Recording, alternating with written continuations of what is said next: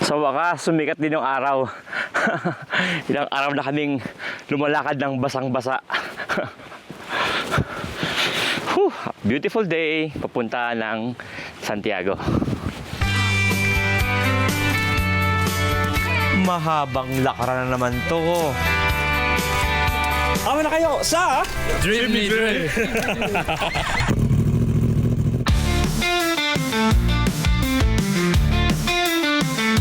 Sama na kayo sa trip na mapapayaman ang ating kaalaman. Sama na kayo sa trip na magdadala sa kaganapan ng buhay. Sama na kayo sa trip ni Dre.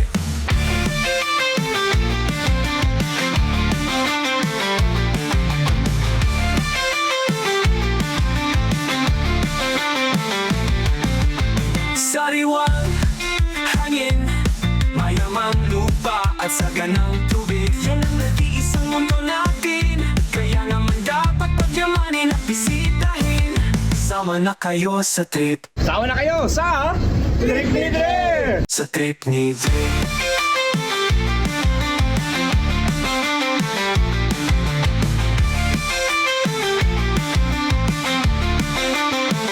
Sama na kayo sa trip na magpapayaman ng ating kaalaman.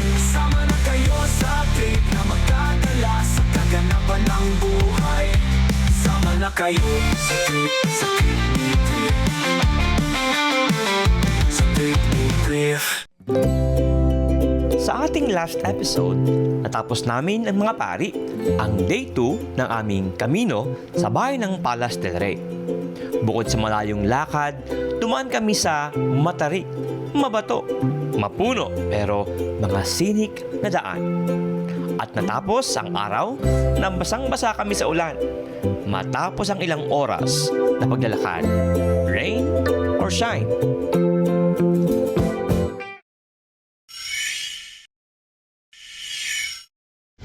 Good morning! Papunta na ka ngayon sa cathedral bago ulit magsimula ng aming third day ng Camino. Mag-misa ulit. Day 3 ng aming pilgrimage papunta ng Santiago, Spain. Pagkatapos ng mabilisang almusal, 7 a.m. na ng umaga nang lumabas kami sa hotel para simulan ang araw na ito. Pero madilim pa din dito sa Lugo, Spain. Dito kasi kami nakakuha ng accommodation para sa aming big group na nagkakamino. At syempre, ang first order of the day ay ang misa. Sa Cathedral of Lugo ulit kami nagmas, gaya the day before. But this time, nagkaroon kami ng chance na i-explore ang simbahan bago magmisa. Sa church na ito, mayroong kilalang image, ang Nuestra Señora de los Ojos Grandes o Our Lady of the Big Eyes. Isang imahe ng mahal na birhen na ginawa between 12th to 13th century. Make holy therefore these saints, we pray, by shedding God your Spirit upon them like a dew, so that it After ng Mass, nag-warm up at stretching lang kami. Tapos, biyahe na ulit pabalik kung saan kami natapos the day before, sa Palas del Rey.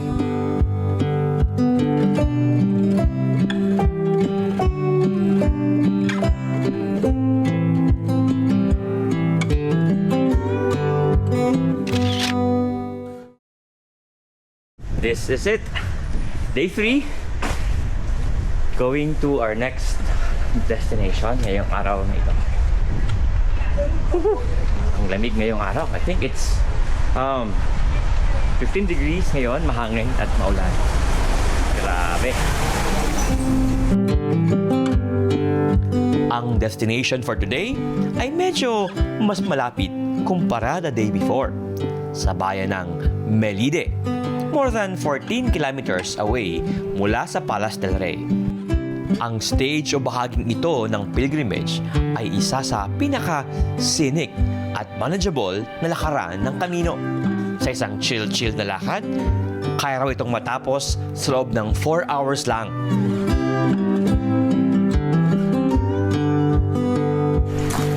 medyo mabagal ang pace today kasi masakit lang yung paa. May mga spray na for the past days. Medyo strenuous tsaka speed. Ngayon, chill lang yung ating pacing and enjoying nature tsaka praying.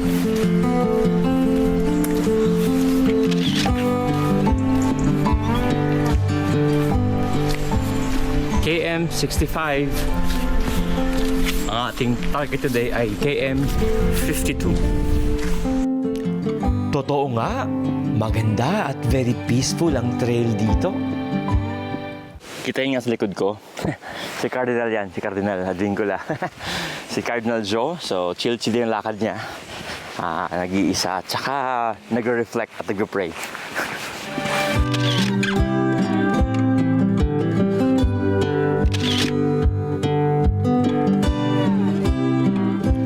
Sino ba naman kasi ang hindi mag-e-enjoy sa ganito kagandang lalakaran?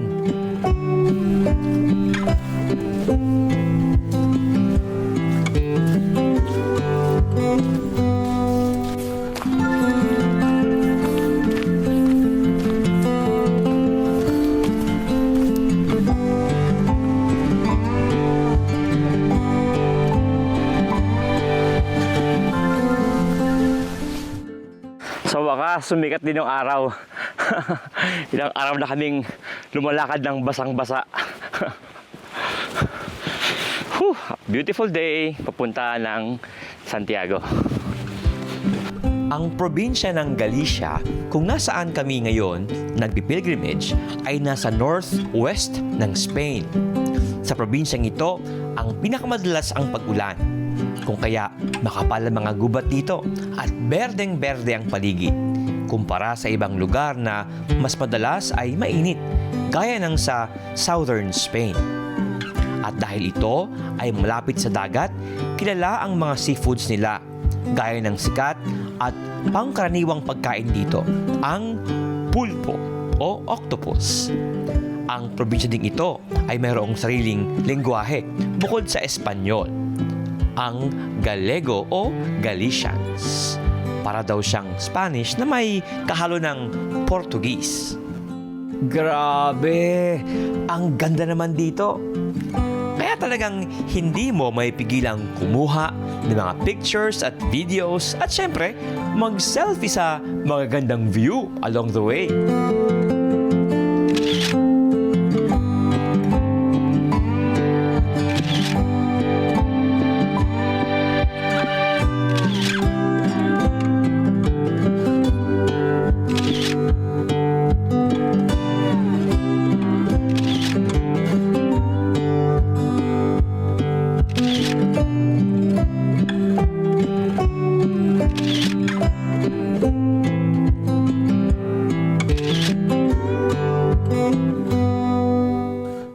May mga nakasabay akong mga bata from Madrid, mga high school students daw sila. So they also do this Camino. First time daw nila. Pero kung kami, we do the 100 plus kilometers in 6 days. They're doing it in 5 days. So medyo maramihan talaga yung lakaran nila. Malakas, saka makapabinte. Kaya nila yan.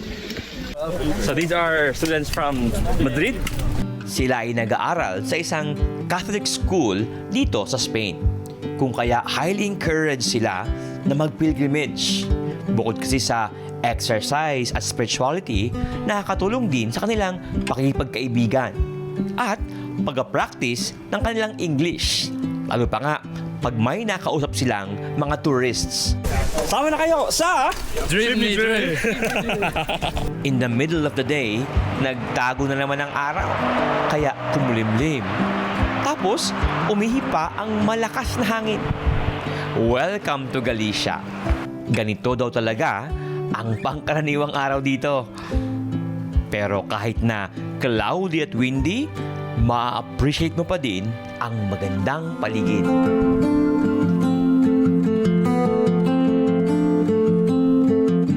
Speaking of paglalakbay, dito sa Galicia, mayroong dalawang landmarks na madalas makikita sa region na ito ng mga nagkakamino na malamang magtatanong ka kung para saan. Ang una ay ang mga cruceros. Ito ay ang mga cruise na matagpuan sa mga rural crossroads, churchyard, and cemetery. Ang sabi daw, mula noong Middle Ages, nagtayo ng ganitong mga landmarks to protect travelers from evil spirits at para din daw isang palaala sa mga nakakita to say a quick prayer for the souls in purgatory habang sila ay naglalakbay sa kamino. Ang ikalawa ay ang Horeos. Ang mga ito naman ay ang traditional na imbakan ng mga inani ng mga farmers dito. Ito ay nakataas galing sa lupa bilang proteksyon sa mga daga o iba pang mga hayop na maaring magka-interes sa kanilang mga inaning pagkain. I'm less than a kilometer from my destination. Mula na naman. Hopefully, hindi bumuhos ng malakas. Pero medyo mahangin, kaya malamig. Pagbasa ka, nako, mainginig ka talaga. Finally, after 4 na oras na paglalakad at naabutan na naman ng ulan, narating na din ang destination for the day, ang bayan ng Melide. Finally here in Melide, today's destination. Sakto na pa ako.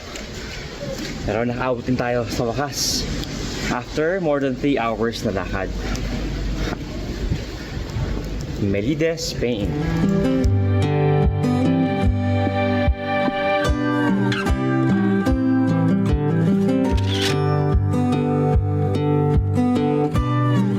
After late lunch, balik na ulit kami sa hotel to call it a day.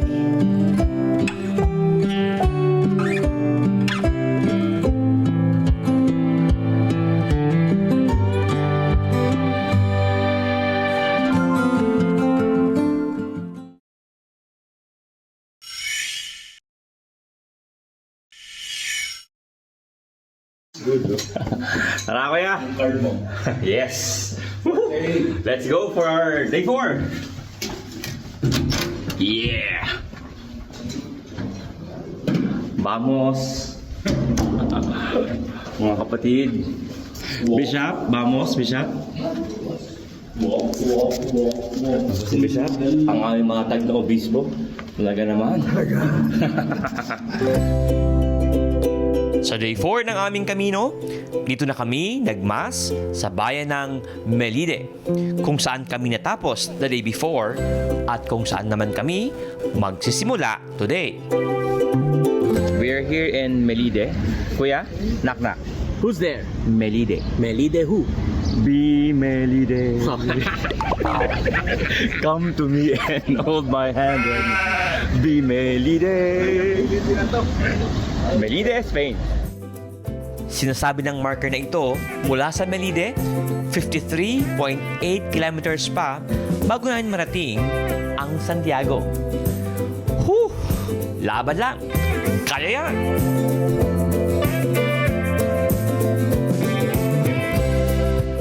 At nakita kong nagre-ready na naman ang kardinal para sa paglalakad ngayong araw. Eminence, mukhang kinakarera natin to ah.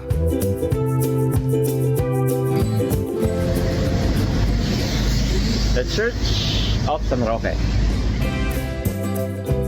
Nagmas na muna kami bago ang lakaran. Kailangang palakasin hindi lang ang katawan kundi ang ating kaluluwa. The grace of our Lord Jesus Christ and the love of God and the fellowship of the Holy Spirit be with you all. And for us Catholics, partaking in the Holy Mass, we receive the ultimate source of strength, the Holy Eucharist. Game na ulit! Let's go! After the Mass, we again start walking, going to our next destination for today. Mga 15 or so kilometers lang naman ito. So more or less 3 hours lang na lakad. Let's go! Today, ang aming destination ay ang bayan ng Arzua. More than 14 kilometers na lakad. Along the way, nakita naman namin today ang beauty ng bayan ng Melide.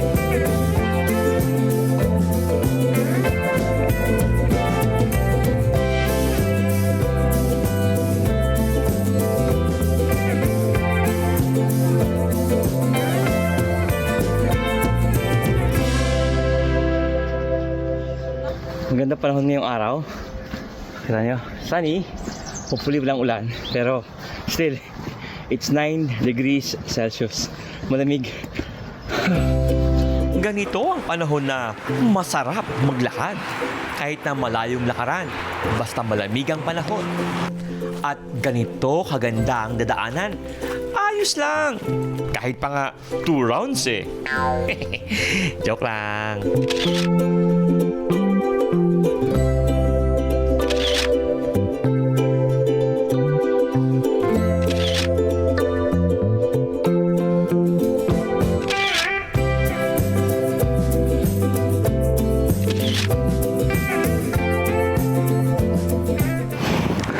Karga, recharge, saging for potassium para tuloy ang lakad.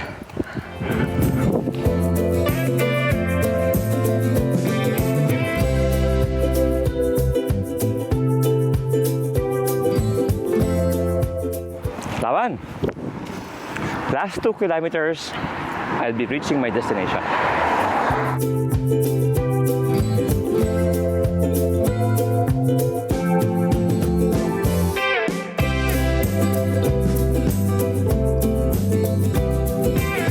Last 5 kilometers to our destination for today.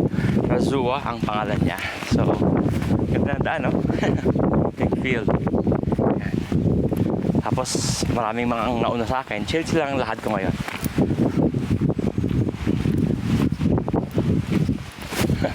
Puro mga bata.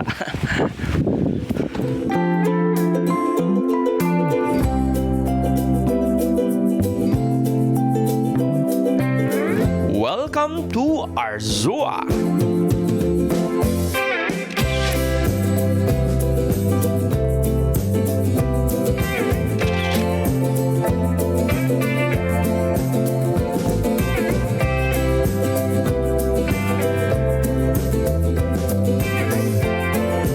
At ito na po.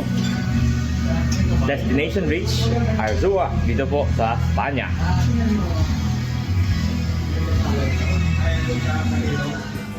Dito na sa Arzua ang aming hotel for the night.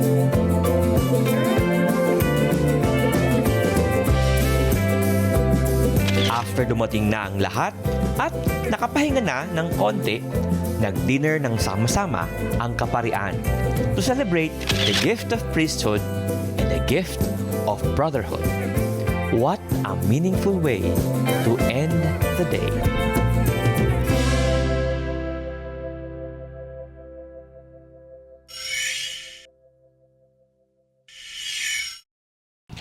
Good morning!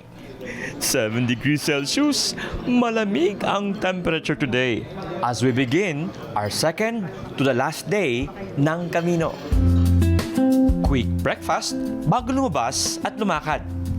Not too light dahil baka magutom ka agad, pero not too heavy para hindi naman mabigat lumakad. Today, ang starting point namin ay mismo ang simbahan kung saan kami magmimisa dito sa Arzua, Spain.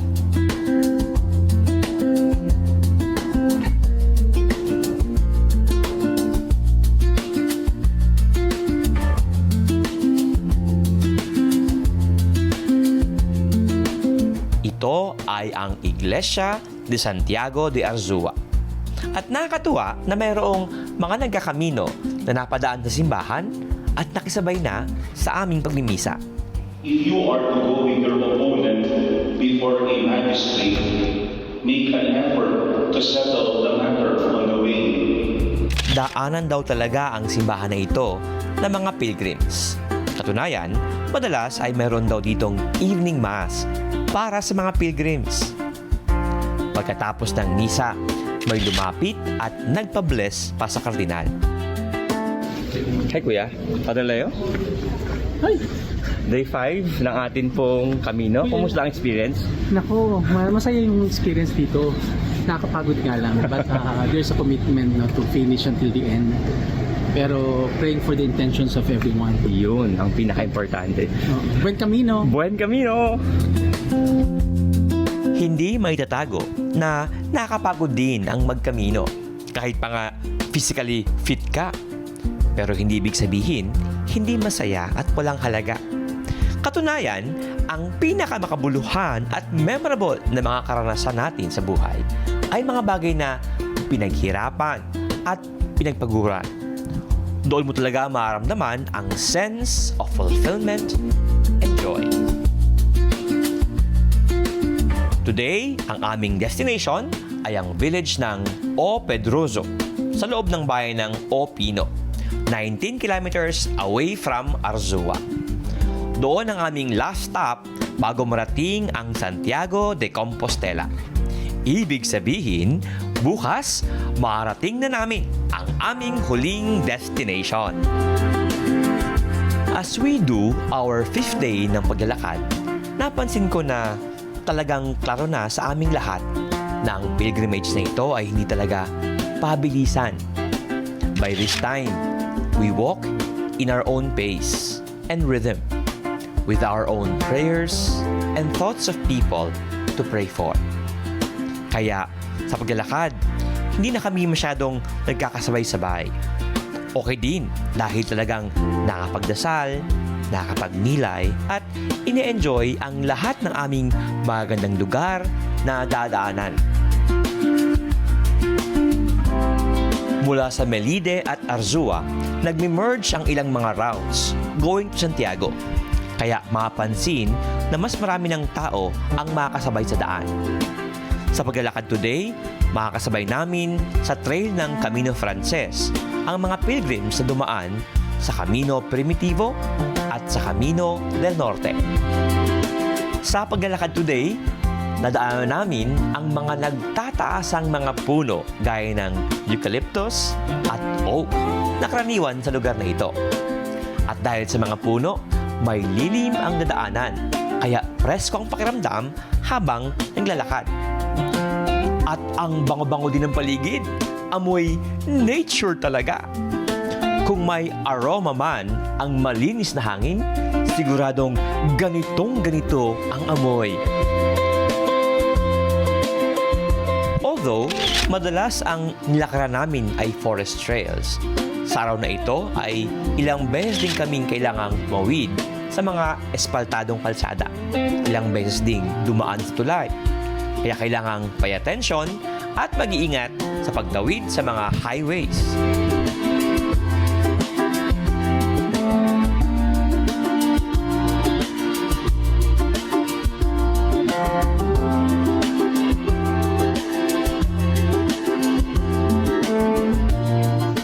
It's almost 12 noon, pero malamig pa rin yung panahon. Siguro mga sa 12-13 degrees pa rin to. Kaya hindi ka talaga mapapagod. Medyo may konting akong baong candy para may pang refuel na sugar. But otherwise, kayang-kaya pa. So, naka 12 kilometers more than, I think 12-13 na to. So last 5 or 6 kilometers na lang. So hopefully before 2 o'clock or 1 o'clock, around 2 o'clock, makarating tayo dun sa ating destination. At dahil tanghali na, kailangan ng kumain ng kaunti at magdagdag ng sugar sa katawan for energy. Sa ginagawa naming paglalakad ng ilang oras at mahabang distansya araw-araw, siguro may tanong kayong medyo nakahiyang itanong. Pero sasagutin ko na rin. Sa haba ng nilalakad namin araw-araw, siguro some will be asking, Father, paano kayo nag-CR? Bali, ang CR dito dahil usually meron naman mga bahay, mga matawag na mga hamlet, mga small villages. Pwede silang, pag may mga doon, restaurants, mga bar, pwede silang mag-CR. Otherwise, yung mga ganyan, tabi-tabi ng puno, mga shrubs, may mga lugar dyan na kahit paano, it can offer you privacy. So, pwede ka mag-CR dyan. So, may mga tao na lakas ng loob naman, ano? So, likod ng puno or just get out of the way ng konti sa Camino Road, sa Camino Route. Tapos, find a comfortable na private place for you. And then, you can do your stuff there. Mas madali sa mga lalaki at aminin nating talagang extra challenge para sa mga babae. Pero higit sa inlalabas ng ating katawan, ang mas hindi katanggap-tanggap ay ang mga kalat o basurang iniiwan, lalo na ang mga plastic at non-biodegradable wastes. Yan talaga ang totoong basura na sisira sa ganda ng kalikasan. At bukod sa comfort room break, ang isa pang maaaring maging problema ay paano kung talagang hindi mo na kayang lumakad dahil sa pagod o sa kung anumang dahilan. Somewhere along the way, as you do the camino, pag alam mong di mo na talaga kaya, sakit na yung paa mo, pagod ka na talaga, or basically may emergency at kailangan mong tumigil, merong mga albergue. Yan. Albergue, mga hotel, mga accommodations yan na pwedeng tigilan, maaaring for overnight or magpahinga sandali nung pilgrim para makabawi ng konti mga pahinga at makapagtuloy hopefully ng pilgrimage. Otherwise, pwedeng magpasundo dyan pag talagang hindi na kaya, especially during emergency. Yan ang mga albergue dito sa daan sa Camino. After 4 hours na lakad, narating ko na din ang aming destination. Last 200 meters ng destination for today. Almost there. Salamat sa Diyos. More than 4 hours na kinuha. Past 19 kilometers na actually. So ang aming estimate nasa 18 lang. Pero siguro dahil may konting ikot-ikot, may konting detour ang ruta ng mga pilgrims compared dun sa mga pangkaraniwang ruta. Finally, ito na ang O Pino.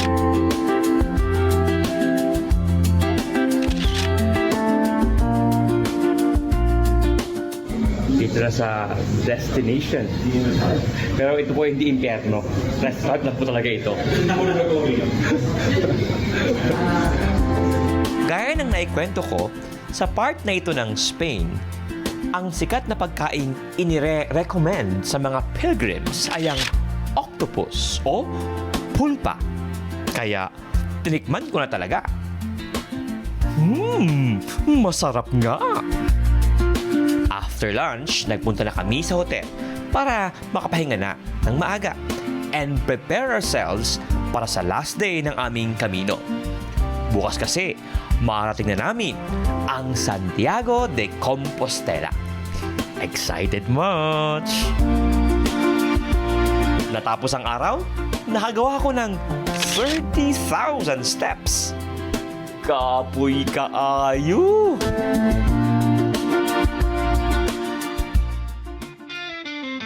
Hanggang dito na muna ang kwento ko today. Bibitinin ko na kayo dahil sa ating next and last episode ng ating Camino Adventure. Samahan at sabayan ninyo kaming tapusin ang Camino de Santiago. Abangan ninyong makita at sulit sa ganda ng simbahan ng Santiago de Compostela. Mapapakayaman ang ating kaalaman. Sama na kayo sa trip na magdadala sa kaganapan ng buhay. Sama na kayo sa trip ni Dre, Santiago de Compostela. Hola!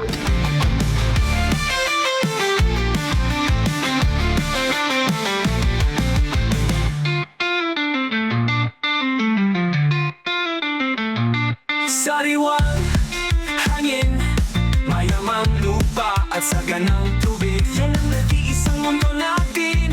Kaya naman dapat pagyamanin at bisitahin. Sama na kayo sa trip ni Dre.